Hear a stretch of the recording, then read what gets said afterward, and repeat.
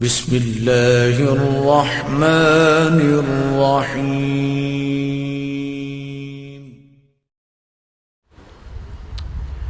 محمد رسول اللہ صلی اللہ علیہ وآلہ وسلم اور ان کی عطرت سے، ان کی ذریت سے، ان کے اہل بیت سے ہونے والے جو معصوم امام ہیں، ان کا ذکر، ان کا تذکرہ مسلسل کرتے ہیں آپ۔ میں نے شروع کیا تھا اسی جملے سے کہ لکھنؤ شہر عزا ہے، اور شاید سال کے 365 دنوں میں کوئی دن ایسا نہیں ہوگا جب یہاں کہیں نہ کہیں فرش عزا بچھا ہوا نہ ہو،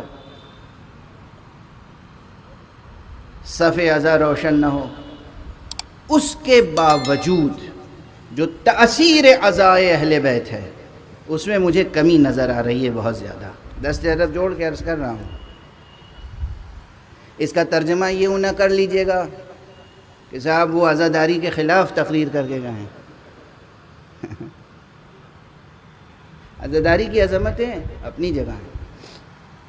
یہ جملے کہتا رہا ہوں اور کہتا رہوں گا کہ خدا نہ خواستہ کبھی وہ دن آئے کہ اگر خدا نہ خواستہ کوئی وہ منحوس گھڑی آئے، وہ دن آئے کہ جب روئے زمین پر بسنے والے انسانوں میں کوئی ماتم کرنے والا نہ رہ جائے، تو یہ درختوں کی شاخیں ماتم کریں گی، اور کوئی گریہ کرنے والا نہیں ہوگا، تو پھر آسمان سے خون کی بارش ہوگی۔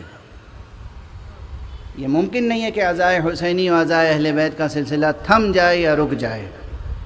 ہم میں سے جو اس میں شریک ہوتا ہے وہ اپنے بقدر ظرف خود ثواب حاصل کرتا ہے، اہل بیت پہ کوئی احسان نہیں کرتا۔ وہ محتاج نہیں ہے، جیسے خدا نماز کا محتاج نہیں ہے، ایسے ہی اہل بیت اس عزاداری کے محتاج نہیں ہے۔ نماز پر بھی تاکید کی گئی ہمارے فائدے کے لیے، عزاداری پر بھی تاکید کی گئی ہمارے فائدے کے لیے۔ تو وہ جو ہمارا فائدہ ہے، جو تاثیر ہے، اس کی طرف توجہ رہے، ورنہ مقصد حکم ضائع ہو جائے گا۔ واضح ہے؟ اس تاثیر کی طرف توجہ رہے۔ بات پھیلتی چلی جا رہی ہے، مگر اب سمیٹ لوں کہ اس میں جو میں عرض کرنا چاہ رہا تھا وہ یہ کہ جب کوئی چیز آپ کی دسترس میں رہتی ہے تو اس کی عظمت اور تاثیر کی طرف توجہ نہیں رہتی۔ اس کی دونوں مثالیں سامنے ہیں، نماز اور عزاداری۔ نہ ہم نماز کی عظمت کی طرف توجہ رکھتے ہیں، نہ اس کی تاثیر کی طرف، نہ اس کی تاثیر کا احساس رکھتے ہیں۔ نہ ہم عزاداری کی عظمت کی طرف توجہ رکھتے ہیں، نہ عزاداری کے تاثیر کا احساس رکھتے ہیں۔ اور اس کا سبب یہ ہے کہ رسم پرستی نہ کیجیے، رسم پرستی نہ کیجیے۔ اور اب